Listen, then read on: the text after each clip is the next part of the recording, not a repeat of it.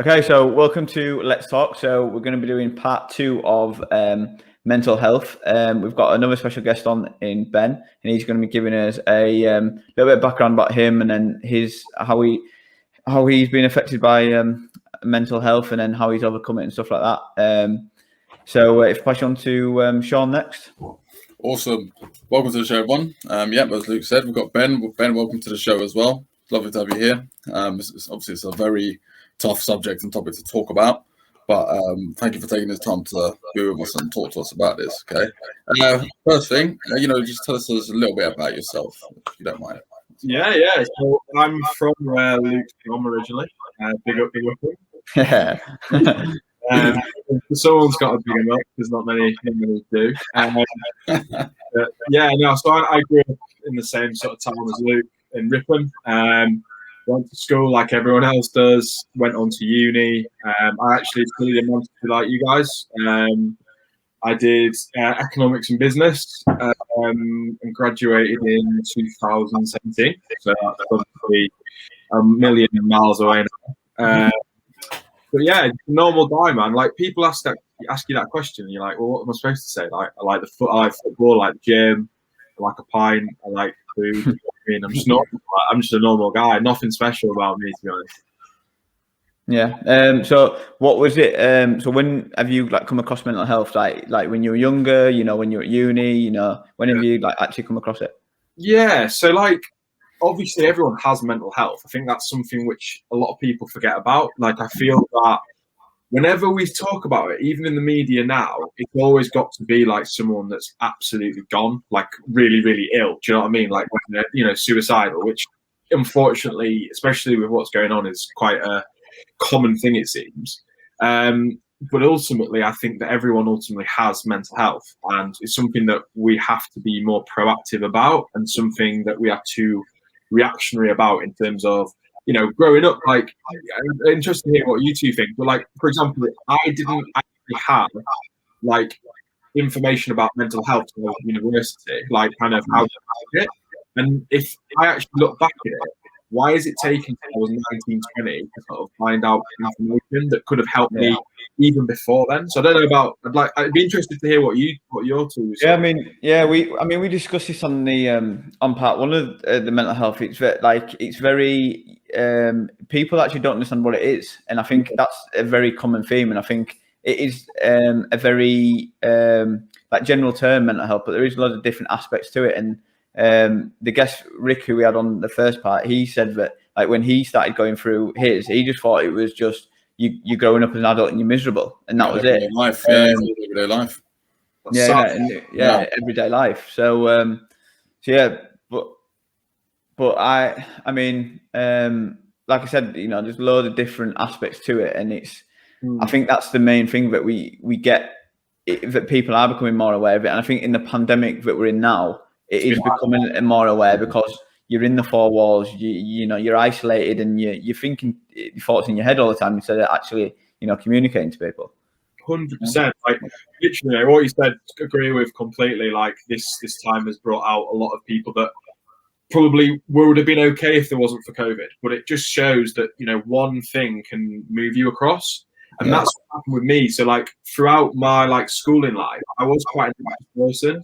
So to give you some examples, getting test results back, or everyone talking to a girl, when you're that age, learning to talk to girls and communicate. Sean got me there. Sean was I feel you on that one. but they are moments, and then that anxiety is it can be when you have a disorder, which unfortunately is something which I was diagnosed with a few years ago. But the point is that it builds up, and if you don't learn how to deal with things and sort of combat it, it can effectively start to take control over things that shouldn't. That's the problem. Yeah. So what age? Sorry, when you first it was really, really properly starting to affect you. What age were you around? So to the point where it was difficult to be in social situations, 22, so 3rd year of uni. Oh yeah. But I think it's one of those things where like around exam times, like you know how stressful it is. Like Yeah. you do a lot of work during the year, and then like 6 weeks before, you're like, crap, I've got 3 exams to sit. Yeah. So you're just living in the library. And I remember like those sort of times, I'd become snappy with housemates. I would, you know, I would be really, really worried about kind of performing, and it was like performance anxiety. But like I think that's common, that everyone is wary of performing. Like whatever jobs you guys do, like Luke works, he's a PT, he works with Jim, for example. I know for a fact someone that cares about their trade, they want to go into work and put on a good session for the client, you know, because ultimately they, you know, you care about people. And it's the same kind of concept. Like I do well for myself, but the worry was taking over and actually stopping me from performing. Like I couldn't revive properly. I was worried about failing, and that's when it starts to become a problem. Because you just need to perform healthily. Did you when this first started happening? What were you feeling? Were you feeling like something must be wrong, or or was this just going like you think this is just normal? This is how I should be feeling, or? I knew there was a problem. Like I knew something wasn't right because, like people that know me, I'm a very outgoing person. So like my personality trait is like a extrovert. Yeah, extrovert. Yeah. I always get them confused. So yeah, I'm quite outgoing. I love being around people. You know, I'm a loving person. I'm not the life and soul of the party. I wouldn't go that far, but like you know, I like to get involved, and especially with people that I care about. And then you start to notice, you start to withdraw. I don't know what that chap, the gentleman you spoke to on the first part, but like just little things like that, just sort of like not wanting to go to like pre-drinks, not wanting to like reply to text and stuff like that. Yeah.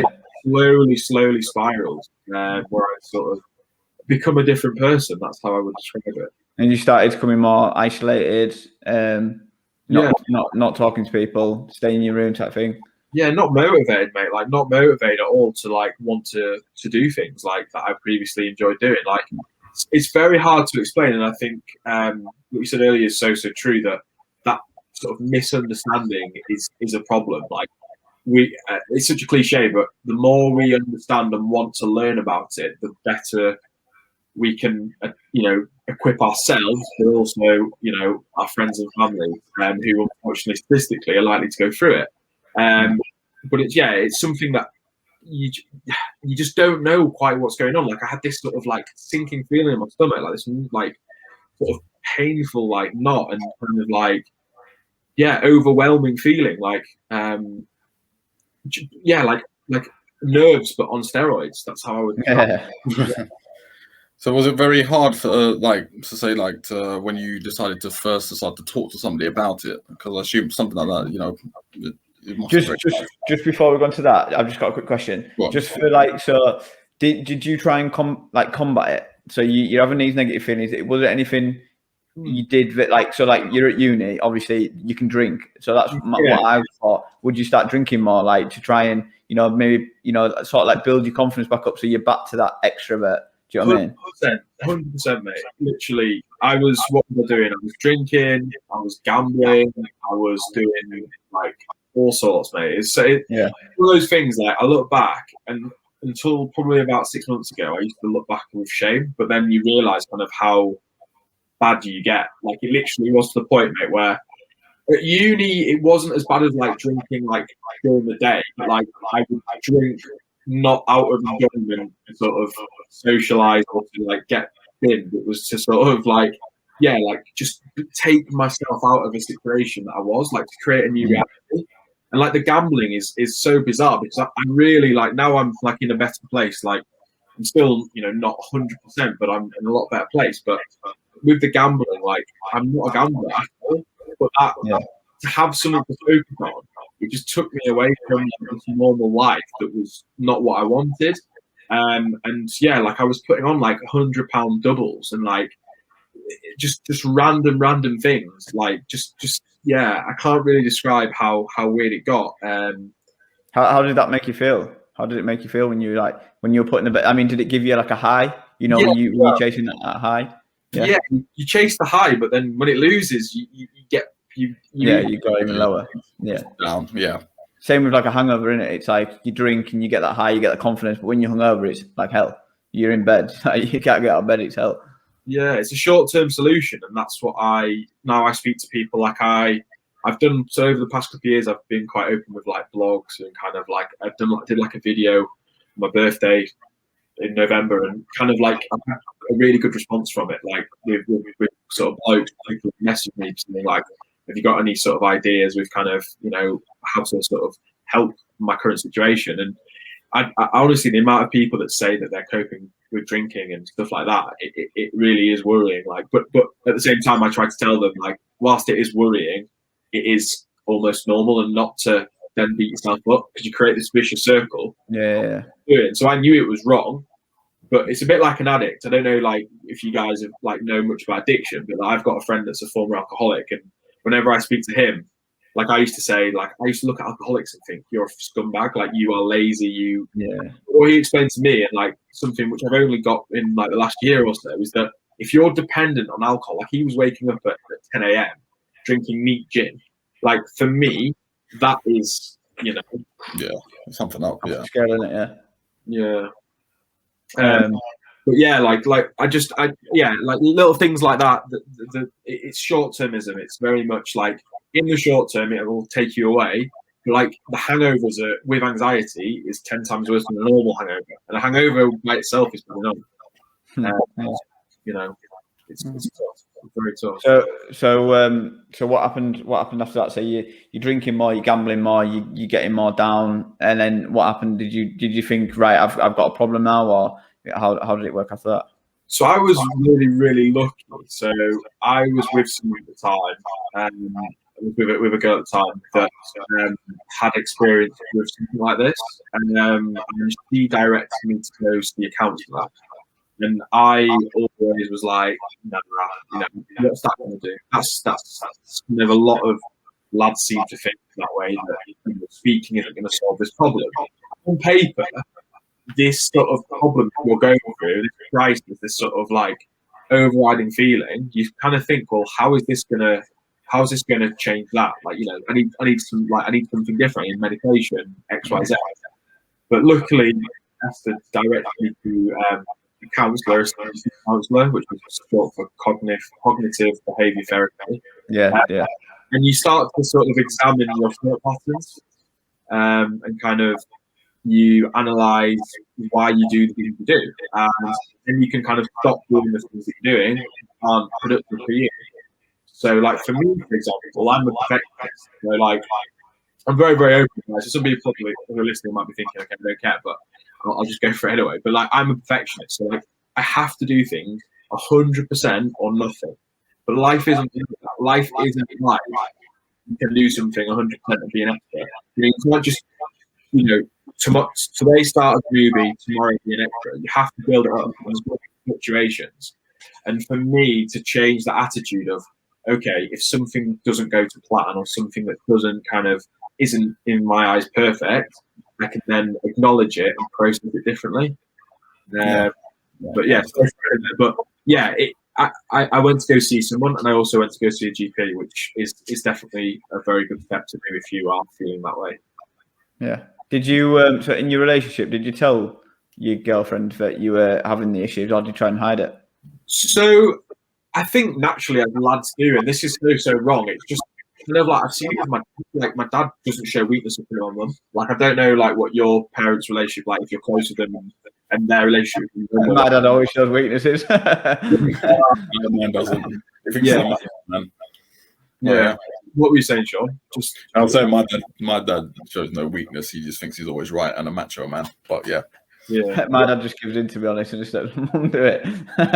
Wow, he's winning, Luke. So, like, I think, I tried to hide it a little bit because you do want to be that kind of like strong, and like with our relationship, like it wasn't like she leaned on me, but like what relationships are like. It's nice to be there for someone, and you don't want to show weakness because you want to also like support them. And if you look weak, it's almost like they don't think that they can rely on you, even though I always cared and wanted to support her.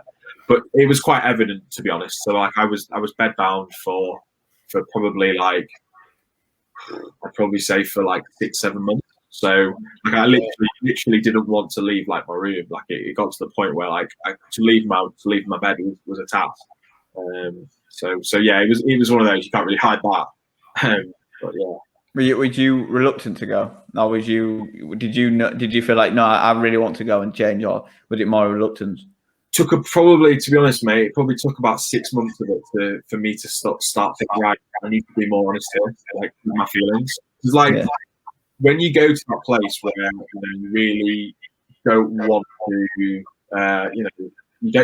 when you really, I'll say it, because when you don't want to be around, like I never got to that point where I was going to like live my own life, but it was something that like cropped up in your mind. And like for me, to say it would make the problem worse. But realistically, if you are having those feelings or any sort of those thoughts, you need to communicate it. And it's easier said than done. And that's what annoys me on Twitter. I'm a big tweeter. And I see a lot of people say, like, you must talk and you need to say that. And that's a strong message.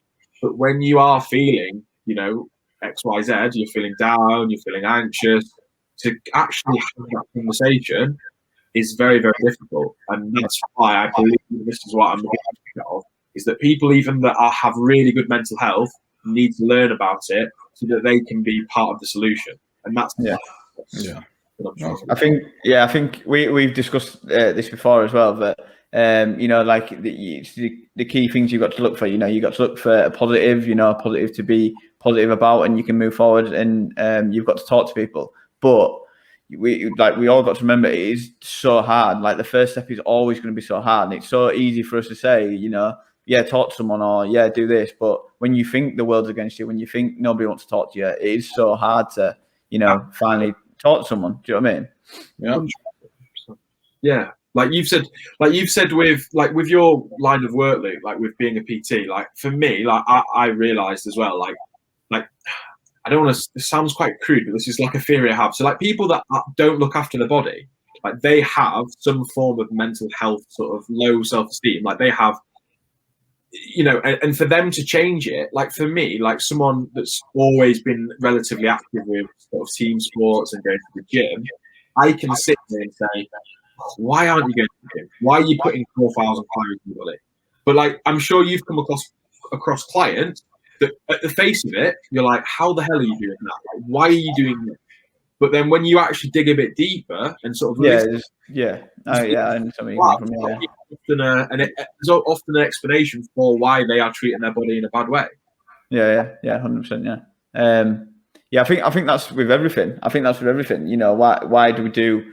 Why do you do the stuff you do? And it's like we mentioned this on the podcast as well. It's like when you see someone kicking a can in the street, you think they're mental, but when you actually dig in deep, it's not that they're mental. It's something might not be right. It's like looking for them key signs as well. If the person is isolating themselves, if the person is not wanting to be around you anymore, not wanting to do stuff, it might not be that they're just an angry person. It might not be that. It might be that they've that they are suffering, or that there is something that might not be right. Do you know what I mean?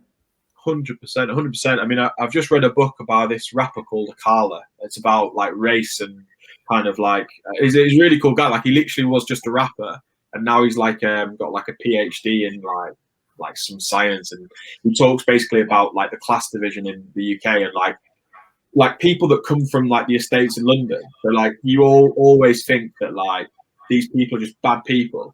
But people that are going to crime, man, they have no other option. Like if you get labelled, like if you get labelled and sort of, like you are from the ends and you sort of get discriminated against in the street, well, you start to think, hang on a minute, why am I going to play by the book? Because even if I play by the book, I'm going to get discriminated against and get like, and like, I just thought as a kid, like, people from poverty, people from like the ends of London, like they're just like bad people. They just grow up and they just think, you know what, I'm going to be that. But there's always a reason in life, and I know this is a bit of a tangent, but it's kind of the same principle. Like, there's always a reason. Like with mental health, for example, when someone is behaving weirdly, there's often a reason for it.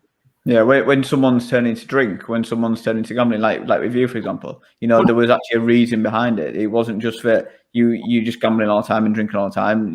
There was actually a reason, behind that. Do you know what I mean? When you guys were at uni, like your episode was really good, I have to say, considering it's the first one. Like, there's obviously going to be teething problems, but I really do. I think a lot of people can relate to it. Like, especially like Northern universities. Like, I was like flooding the memories and kind of like feeling nostalgic. But what I was about to say was, like, when you went to pre-drinks, you don't remember there was always like one person that used to get absolutely smashed, or like, Oh, yeah. But, like, why do you think that was, though? Why do you think that was?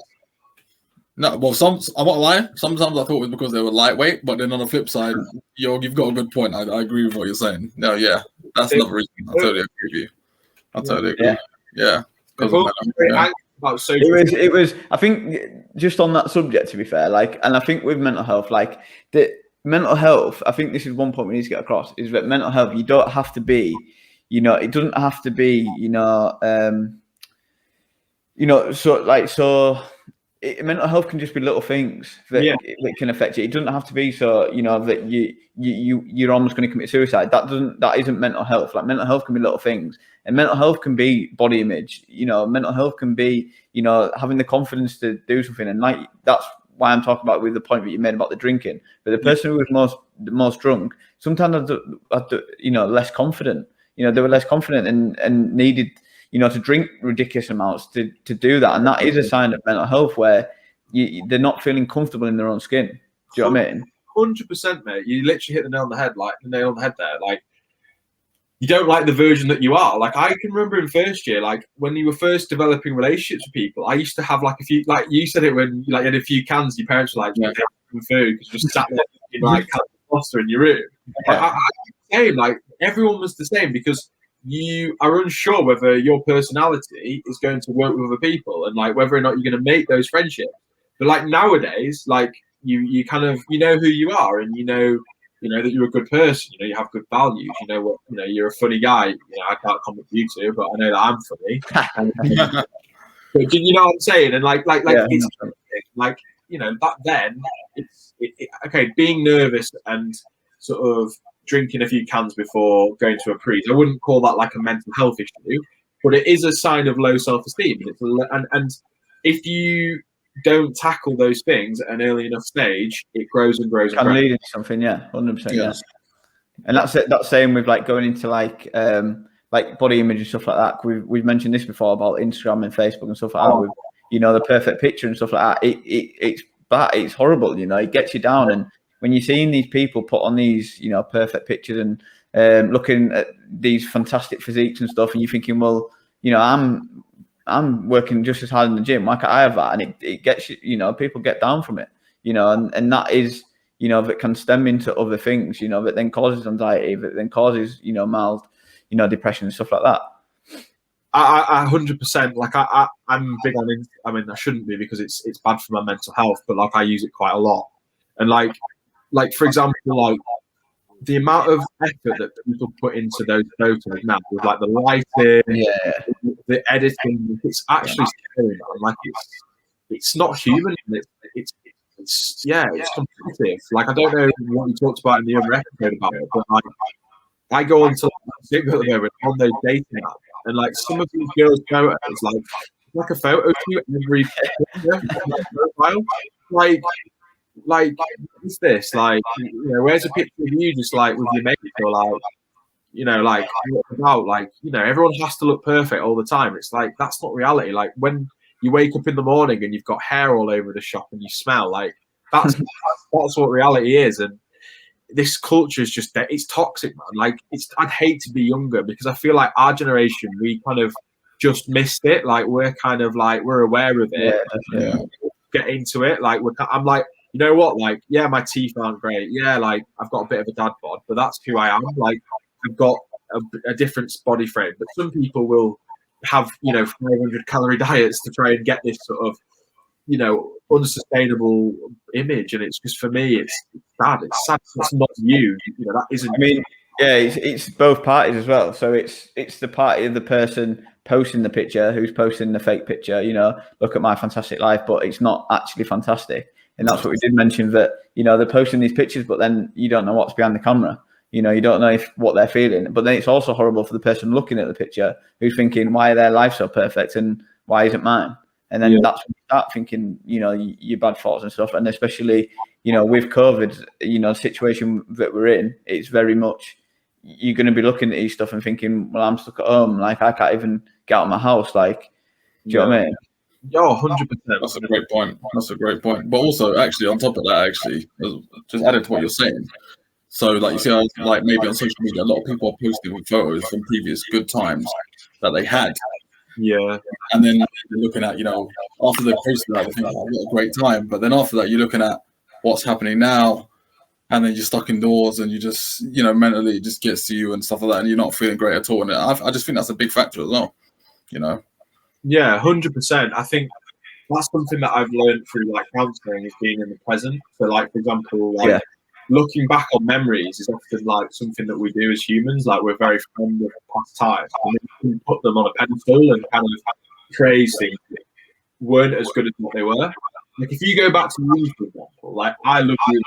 I was so lucky. I was like you guys did. Like, you met some really good people. Your course was pretty good. Like, my course was something I relatively enjoyed, learned a lot, but I sort of developed a few skills, and I loved the city.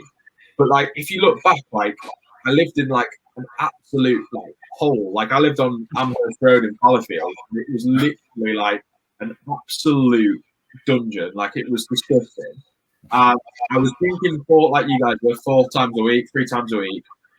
I was not healthy. Do you know what I mean? And like, you tend to ignore those things and you just focus on the positives. It's the same with like Insta pictures. Like, people are like, oh wow, like they get a picture in front of a car and you're like, oh wow, they've got like a 60 grand car or whatever. But then when you actually like speak to them, it's like they've just sort of walked in front of it and it's not actually their car. And it's just like, it's just like, what is life? Like, what has it come to? Yeah, definitely. So we'll go back to what we were saying. We went off topic a little bit with discussion, didn't we? So you've gone to see CBT therapist, and you're starting to get better. Then what happened? What happened then? So it's a weird sort of progression with mental health. Like, I was waiting for like a day where I'd wake up and everything would be fine. Like, I'd be you just got better, yeah. But it doesn't work like that. It's very like up and downy. It's not linear. Not linear. That's the phrase that I'd say. Like, you're gonna have bad days within those good days, and you're also gonna have kind of like, you're gonna have mixed emotions, and that's what I was struggling with at the start, because it was like, why can't I just always be good, you know, all the time? And that's kind of really unhealthy, because you start to put on too much pressure. So when you do have those bad days, they get even worse. So I did see improvement from it. So like, CBT is something which I completely encourage people to do.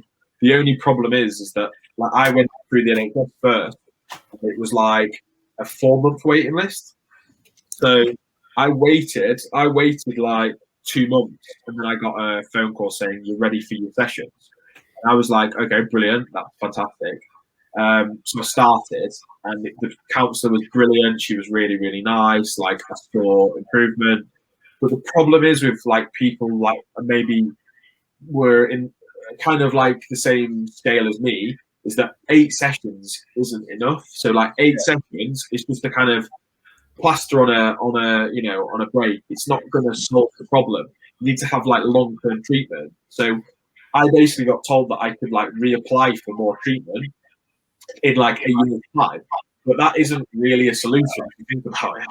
But yeah, so I ended up going private basically, and it's expensive, and what breaks my heart really, because like, my mum and dad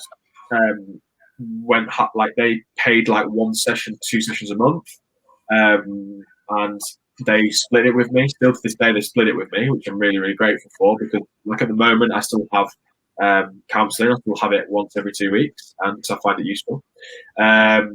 And yeah, like I'm in a fortunate position. Like, you know, £30 a week is a lot of money. Like some councillors are £60 a week, so £30 is what I pay, and some people don't have that, you know, and that's not because they don't work hard or they don't, you know, want to get help. It's just because, you know, it's money and money's tight. And for me, like this is the problem with, like, you know, that Alex off Love Island who's just signed up as a mental health, you know, with Boris Johnson, and like I'm not getting political about it because like that doesn't achieve anything, but like ultimately that was a cheap option from the government to sort of get him on side and sort of, you know, it looks like a really good move.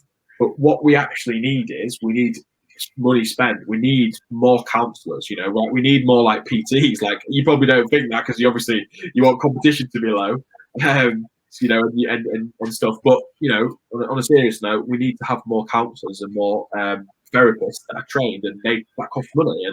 And unfortunately, it's still a topic which we all sort of talk about. But unless we actually back that up with investment and, you know, provisions like training more counsellors and stuff, and paying them properly, like NHS counsellors. I was looking at it because it's something which I'd love to do one day. But like you're looking at the wage, and it's, you know, I don't want to sound rude, but like it's like 23 grand, and you've got to study for 2 years. It's like That's not a lot at all. Yeah. Not for that. It should be way higher than that. But go on, continue.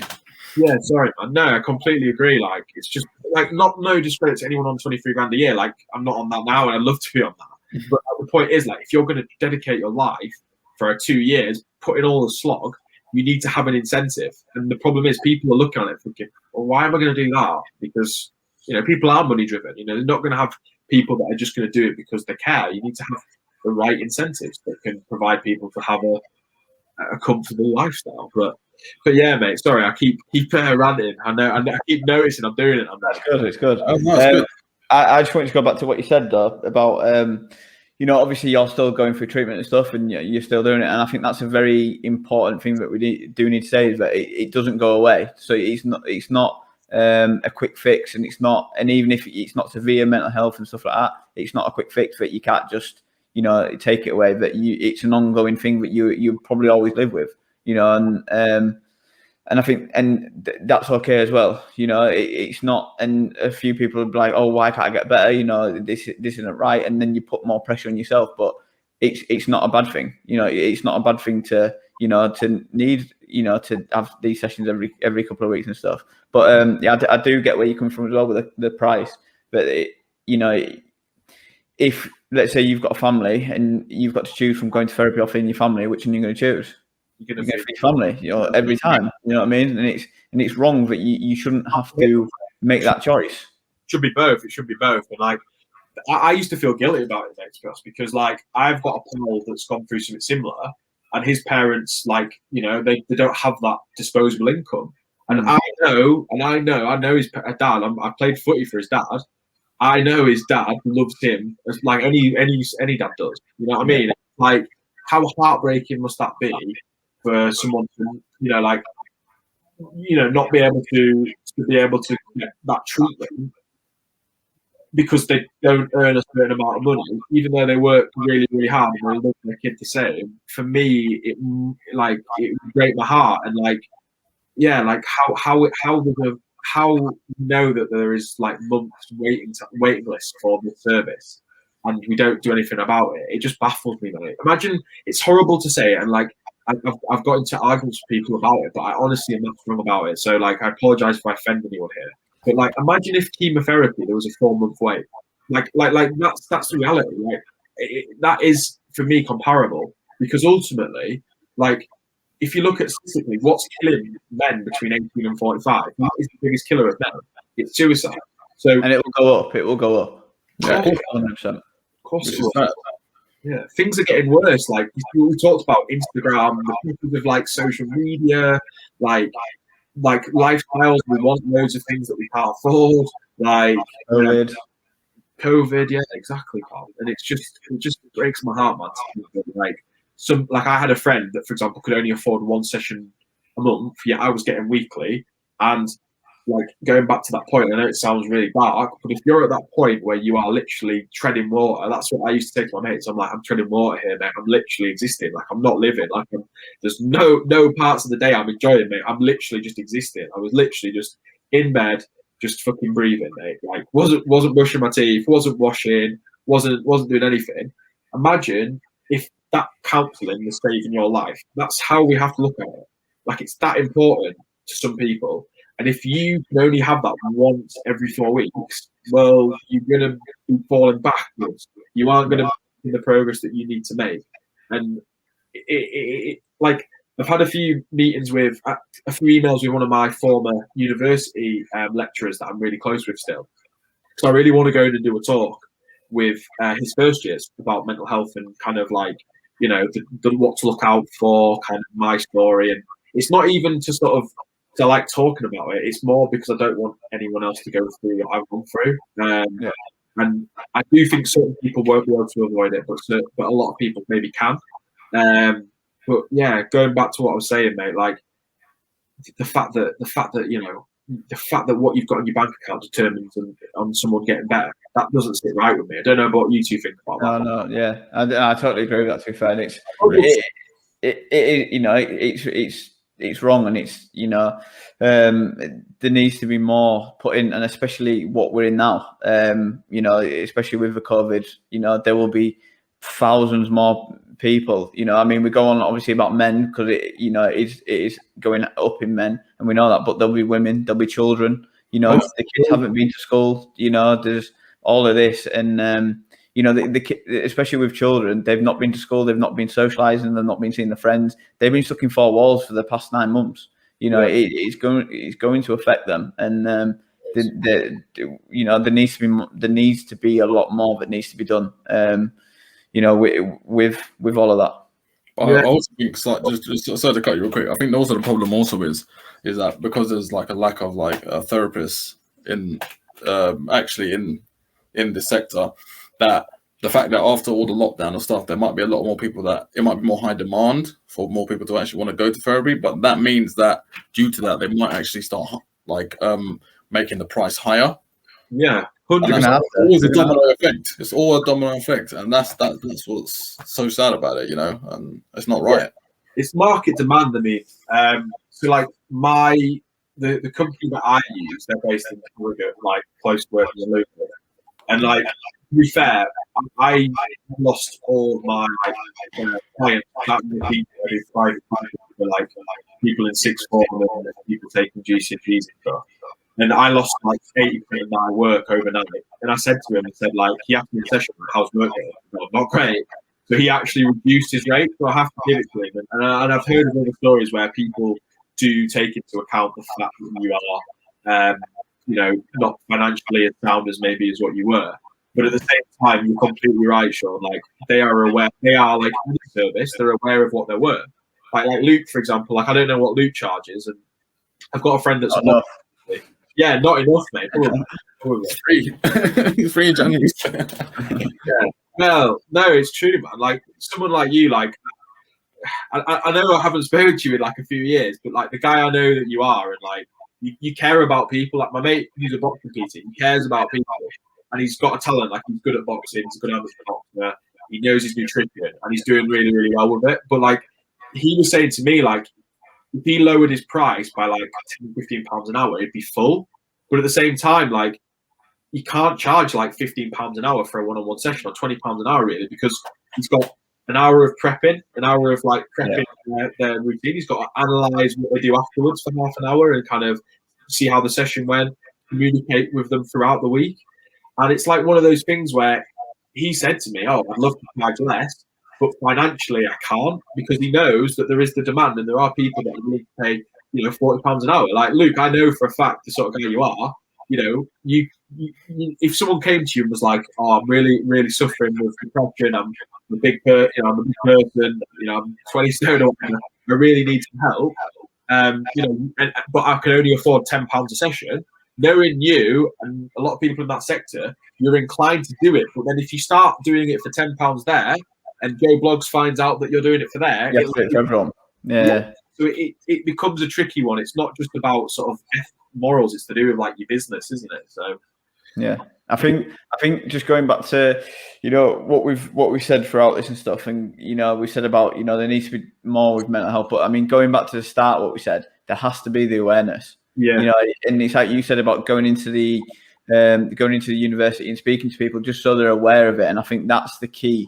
That if we can, obviously, you know, with COVID and stuff, like we can't, you know, nobody can help that, and you know, people are going to suffer with mental health because of that. We can't help that, but with, you know, just making it more aware, making people know what it is, you know, what to look out for, what are the signs and stuff, that can help. So it'd be great if we could say, yeah, we're going to put a load more counsellors out there, but let's be honest, it's not going to happen. Like, it's not going to happen. And so that's the only thing that we can do, which is unfortunate and it's rubbish, but the only thing we can do is make more people aware. And I think like stuff like this, what we're doing now, is fantastic, because if someone watches this and just knows, oh, actually, I need to look out for them signs, you know, it can really help them. Of course it can. Sorry, just something that came into my head, mate, when you were talking there. It's like the point of not everyone can have one-on-one counselling. Like you can't, you know, you're not going to have one counsellor for every person. Like with the gyms, for example, I'd be interested to hear what your point of view is. Like, you know, like how can we tackle obesity? Because that's huge in it at the moment. Like I read a stat, like UK obesity is like one of the worst in the world, and for a richest country in the world. But like, what do you think is the cheapest way to sort that out? It's education. I think it's education awareness, mate. It's like the thing that's frustrating me with COVID. I mean, we are going off topic now, but yeah, with stuff that's with COVID, it's like they shut the gyms, but McDonald's was 50% off. Yeah, you know, and it's like it just doesn't make sense. You know, you're making people fatter. Like it just, you shut outdoor gyms, you shut parks, and it's like, but you open KFC and McDonald's. Like it just doesn't make sense. And that's the thing that's frustrating me. And it's, you know, and it's, you know, we go back to, you know, the mental health side of it. It's, you know, fitness is a big part of mental health, you know, and we look at the stuff that can really help mental health. You eat right, you exercise, you sleep well. They're 3 key things that can happen, that you need to do to make it happen. And that's what I mean. We don't push that at all. You know, people don't know that, and that's why you get into the vicious circle. You get into the you know, we've all been to uni. You get into the pizzas and the drinking, you know, and you can go down that route because you're not doing the stuff that your brain needs, you know, to feed the brain. Do you know what I mean? Yeah. My doctor, going back to like, so obviously I forgot we're talking about mental health here, but talking about gyms, I'm like, well, yeah, I'm getting excited because I love talking to the lads, the PTs at Absolute Fitness. I absolutely love it. I find it so interesting. But back to the mental health thing, like so my doctors and my psychologists, they've always said exercise is the best medication for mental health. Like, literally, that's what they stand by. And like, you know, like at the moment, like going on walks and stuff like that, like something as small as that, having something in your day that's a 20-minute walk, you know, 3,000-4,000 steps. You know, you're not going to be burning, you know, hundreds and hundreds of calories, but you're burning 150 calories. You're getting fresh air on your face. You're thinking about something else that isn't work or, you know, financially. Like I'm really lucky. I live at home still. You know, I've got friends that are struggling to feed the kids at the moment. That's the reality. I've got a mate down south that is having to use food bank, and for me, that's something I couldn't. You know, like it's because of COVID. It's because he hasn't got a job to COVID. It's not. If it wasn't for COVID, he'd be fine. But like, imagine having that pressure, man. Like to go into sleep, like that's a different form of pressure that I've never ever faced, and that can't be good for your mental health. But what he's saying to me is like little things just by like walking and like sounds daft, but like playing Xbox just on Warzone for half an hour. Like it just takes him away from. He's looking for that positive. Yeah, he's looking for that positive. And with exercise, so when you do exercise, it does release endorphins. That it releases that happy hormone that, you know, that gives you that buzz. But with like, we need to get this across as well. So with exercise, you can still have bad mental health of exercise. You know, you look at the people that we've said it, who, you know, I've done it. You know, you get absolutely ripped and stuff. It doesn't mean that you have good mental health. You know, just because you're exercising doesn't mean you have good mental health. So it's obviously it does help and stuff, but you know, it's not just the answer. But there's loads of things that we've said already. Yeah, I find it interesting, mate. Like body dysphoria and stuff like that. Like there's a couple of lads that go to my gym, and like you look at them and you think, wow, you're in great shape. But like you said earlier on in the episode, like those people, like, you don't know what they do when they go home. They look in the mirror and think, oh, my arms are tiny. They're like the size of, like, my quad, do you know what I mean? They're like, my quad's about this big.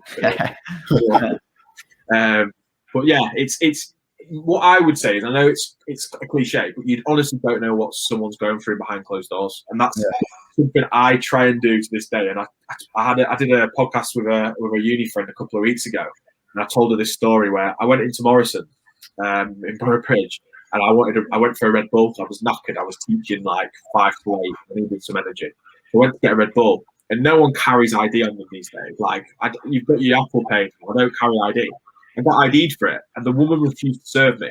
So my instant reaction was, are you joking? Like, man needs his coffee here. Like, and I was rude to him, and I was rude, I'll be honest. Like, I'm not proud of it, but I was like, are you being serious? Like, I didn't say how you keep it. Are you being serious? Like clearly, like, over 16. But, like, on my own, I was like, imagine if, like, I'd have started that and been an absolute arse, and she was really ill, or like going through something. Like, you never know. That could have pushed her over the edge. That could have made her have like a bad few days. Yeah. She's just doing a job, man. And like, that's what I say to people. Like, you know, just if something doesn't go your way or something that you don't agree with, instead of just ranting and being like, "Oh, you're an idiot," blah blah blah, blah, like, just sort of let it go, let it slide. It's better for your mental health, and it's better for theirs. Honestly, I feel so much better when I mean, everyone does, but you feel so much better when you've had a good day at work. Like, you feel so much better when, you know, you get a nice phone call or someone says, "Oh, well done." And it's like when we get comments on the YouTube channel now, when someone says like, "You're doing a great job on that," you're buzzing. Like, do you know what I mean? But when you get a negative comment, when you ring someone up and they're really, you know, negative towards you, or, you know, they're ranting on, it puts you down. Like, it really does. gets to you. Yeah, really gets to you. And if someone is struggling, that could send them over the edge quite easily. Yeah, fantastic. It's tough. It's tough because ultimately we're human, mate. We make mistakes. Like, you know, like, we're gonna have days where you're short with it. Like, I've worked in my parents' nurseries, and there's been days where I've been like, "Oh, you've just played that toy for 5 seconds and then you haven't put it." But you've got to also smile and bear it out. And there's times where I'm sure with your little one, like, you're like, you know, like, they've done something, and your natural reaction is like, "Oh, come on." But like, you get better on it, and it's something to practice. And that's going back to, like, you know, counselling and therapy. You learn how to deal with things and how to react to things. Like, previously, I was very like emotional. So like, if someone did something against me that wasn't kind of like what I thought they should do, my initial reaction was, how could they do that to me? They're an idiot. Like, they don't love me. They don't care about me. Rather than putting myself in their shoes and thinking, why have they behaved the way they have? So yeah, I think counselling, like, I know I'm going on a bit of a random one here, but like, counselling is, for me, alongside exercise, something that's just really helped me. Yeah. So now, you know, you're doing the counselling, you're doing your exercise, and that. How are you feeling now? Are you feeling, you know, a lot more positive, but feel more comfortable in yourself and stuff? Obviously, you've said, you know, you're still, you know, having treatment and stuff, but you know, you're feeling a lot better and stuff. Yeah, 100%, mate. It's one of those things, like, when you start to see an improvement, that's when you have a snowball effect. It's a bit like weight loss, isn't it? Like, when you start to see a formula that works, you then know to apply it. So like, now I know things for me that calm me down. So like, another thing that we haven't mentioned is this app called Headspace. So it's a meditation app. And I always thought, I'll be honest with you, this girl at uni from down south, you know what they're like down south, no offense to someone that's tuning in. Cheers. One. Where are you from, Shaun? Are you from London? I am. Whereabouts? Like, Greater London, southeast. Yeah. So like this girl, I remember in second year, she used to like meditate. I'm like, what's this all about? But like, I've tried it, and it's something for me that helps. Like, it just calms things down. And like, I know that, like, in the morning, if I wake up and I feel a bit like nervous about the day, a bit anxious about the day, I'll just have 5 minutes of literally just controlling my breathing, just literally listening to my heart rate and my breath counting in and out. And honestly, it will then chill me out for the morning or whatever.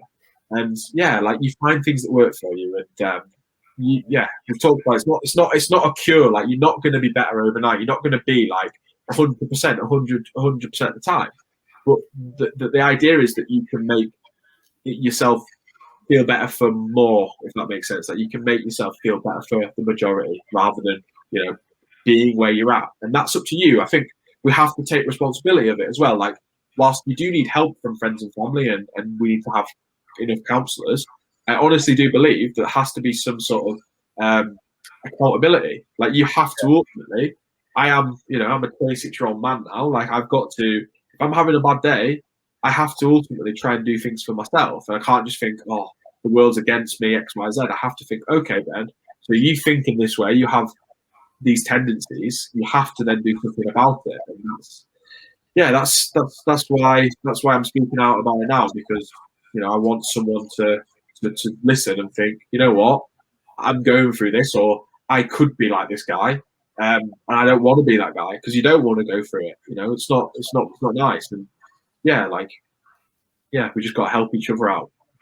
Yeah, that's brilliant, mate. Really good. And I think it was really good because it's completely different to the other mental health podcasts we've done. You know, like the way you have dealt with it compared to Rick, who we had on, it is completely different. And I think that's a very important point, that everybody will have their own experiences with mental health, and it is just finding that way of, you know, finding that way of how you can deal with it. And I think that's the thing; it's how you can deal with it and move on with your life and be happy with your life, be comfortable within yourself. It's not something that's just going to go away, like you've said, like Rick said. It's not just going to go away, but it's something that, you know, that if you work on, you can quite easily live with it. Yeah, like, life's not perfect. I think the problem is, mate, we kind of assume life to be perfect all the time. Or like things like those Instagrammers and like the footballer lifestyle that we all dream of as a kid. Like, we almost kind of, we think that is life, and it's not. Life is about having bad days and dealing with it. And the sort of, the more open and more kind of honest with yourself you are about these bad days, the more likely is that you're going to change those good days. So for me, like, going actually analysing myself and accepting that I have a problem was one of the best things for me to sort of go and tackle it. Yeah. No, that's fantastic. Yeah. No, yeah, that was mint, mate. That was really good, to be fair. I think we went off topic a couple of times, didn't we? But yeah, that was absolutely mint, mate. And honestly, like, we really do appreciate you coming on. You know, being so open. It was like Rick yesterday as well. You both been so open. It's, you know, like we said, if we can help anyone, you know, that would be fantastic. You know, so if anybody is out there, you know, who is feeling a little bit down and stuff, you know, it's really important that, you know, you do talk to people, you do, you know, and you are aware of what's going on as well, you know. And I think that's definitely a key thing. But, you know, we'll definitely get you back on, you know, because I think you've got a few topics that, you know, we were talking about like obesity and stuff like that. So I definitely think we get you back on and stuff, because me and Shaun want to do a couple of topics, don't we, Shaun? Absolutely, yeah. So we'll definitely get you back on, mate, and we might get you on a football one as well for Man City. Yeah, another Man City fan on. Yeah, when we were in the Champions League, get me on. Yeah. We'll have a talk. We'll have a talk. Istanbul. So what made you want to do it then, lads? What was that? Because honestly, you know, do you remember Scott Thompson? He's still one of my best. Yeah, I do. Yeah. You worked with him at Mackey's, didn't you? I think. Yeah, I did. Yeah. Yeah, I sent him the link and he watched, and he said he enjoyed it as well. Like, you just gotta like keep with it. Like, what made you do it then? What was the we chat and we just talk to each other, and then obviously we love football, so that was like you know, we just constantly talking about football and see how it went, and then we started talking about other topics and stuff, and said, you know, it might be quite good to, you know, talk about like mental health and if we can help anyone. And then like we really enjoyed the uni one, because we were talking, you know, about our own experience and stuff, and then obviously we've had two guests on now and we've both really enjoyed it. And if I'm honest, I'm surprised how much I've enjoyed it. I didn't think I would love it this much, and I'm loving it. And I'm loving talking to people. And I'm really enjoying it, and I think that's the same for Shaun as well.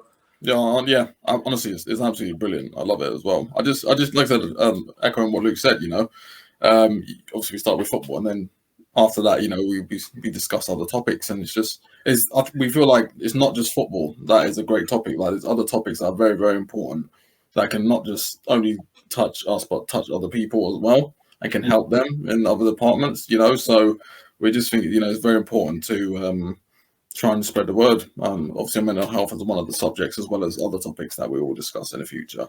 So yeah.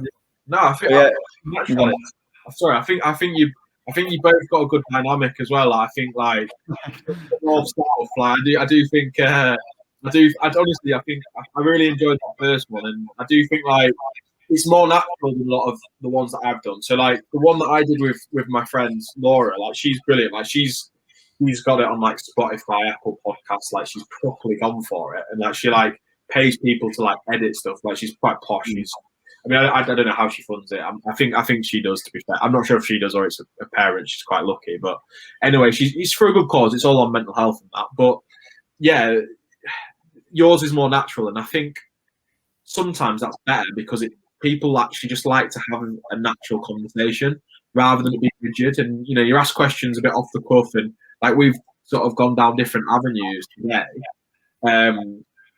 And that's fine. Like that happens in conversation, doesn't it? You don't just talk about one thing. And like I'd love to come on again, and like I'll be tuning in, and you know, like have you uploaded that episode from last night, from the other day? Not yet. That's gonna So well, I mean, so when people see this, it will have been uploaded. So that, it would have been last Friday. This will be on this Friday. But yeah, so what we plan. I'll explain what we plan on doing. So we're going to be doing football's going to be every Tuesday, and then it's going to be like a real talk on a Friday. That's going to be like we've done mental health part 1 and part 2, like obesity, racism. Like it's going to be like subjects like that. And again, we're going to keep getting guests on, and then we might do some like one-off videos where we'll upload some more videos and stuff, depending on what people want. And I think that's a really important thing that, you know, anybody who's watching this, you know, comment below and say what you want. You know, if there's anything you want to talk about, if you want to come on, you know, we'd like to have more guests on and stuff, and you know, have a chat with them and stuff. That's what it's called. Let's talk. You know, let's talk. Does what it says on the tin. Yeah. It's a bit of fun, isn't it? That's the thing. Like going back to like my perfectionist attitude, like I wouldn't start something like this because I'd feel like it has to have like 1 million followers and 1 million views. Yeah. To help someone, you just need to have like, you know, 100 views, 150 views, and like you want to grow it, you want to increase the scale, but there's no pressure on it. And like you said, like if you enjoy it, it's a hobby, isn't it? Like it's a hobby, and it's something that you're only going to get better at, and you'll probably. What do you do for a living, Shaun? Sorry, mate. Me? Well, at the minute I'm working at Amazon, but I used to be a tennis coach. So. Okay. Yeah. So like, you know, like coaching, for example, like you've got to communicate, you've got to help people, and like stuff like this, it only benefits that because you put in, you know, weird situations, and that's what's going to happen in work, isn't it? So yeah.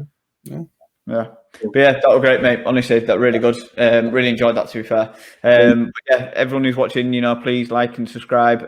Click that notification button. Again, you know, put in the comments. You know, anything you want to see. If you want Ben back on or not, you know, let us know. And yeah, just, you know, let us know what you think. Any feedback, you know, is much appreciated. And then just so we know, you know, what you guys want to watch and stuff like that. And then, Shaun, do you want to finish? Yep, just quickly. Yep. Also have a look on the Instagram page as well. The Let's Talk with Shaun and Luke Instagram page as well as the Facebook page, same name. Check it out. And yeah, thank you for tuning in and watching. Yeah, and all that's in the description as well. So if you're on our Facebook page, Instagram page, or our Castbox, that's all in the description. But yeah, thanks again, Ben, for coming on, and we'll see you guys. Yeah, lads. Cheers.